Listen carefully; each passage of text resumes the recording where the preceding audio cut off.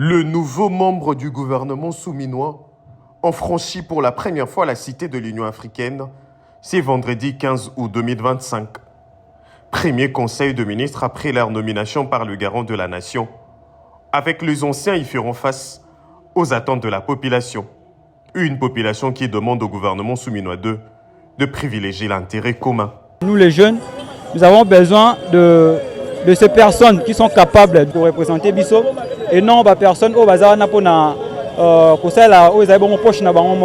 J'espère que ce deuxième gouvernement pourra combler les failles que le premier gouvernement n'a pas pu résoudre. Couverture santé universelle, gratuité de l'enseignement de base, des acquis à préserver durant ces mandats.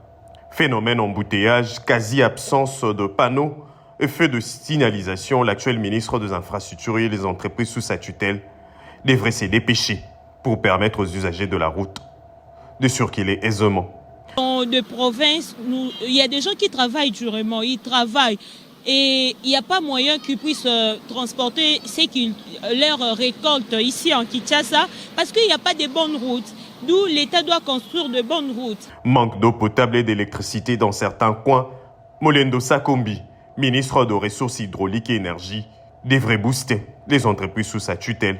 Jacques Chabani reste vice-premier ministre au ministre de l'Intérieur. L'opération Ndobo devrait être renforcée car l'insécurité reste en vedette dans le pays. Panier de la ménagère, paiement de fonctionnaires de l'État à temps. Le gouvernement souminois sera aussi appelé à se mettre au travail pour améliorer le social de Congolais. Car le peuple d'abord demeure jusqu'ici le testament du Sphinx de Limete. Vraiment, il faut améliorer les paiements et les fonctionnaires. C'est ça que nous souhaitons. Il vaut mieux passer la paiement malamu. Banda cher. Na lukinda kukoto bona lingwa na zuite ba garantie kaka 10 mois. Ngayo na kititi na selemba. Dans les rues de la capitale, certains Congolais restent sceptiques. Le premier c'est le chef du gouvernement. La politique que le gouvernement qui vient de partir a suivi. C'est ça la politique. Et c'est la même politique. Il revient à la première ministre et à son équipe de maintenir la flamme de la cohésion nationale.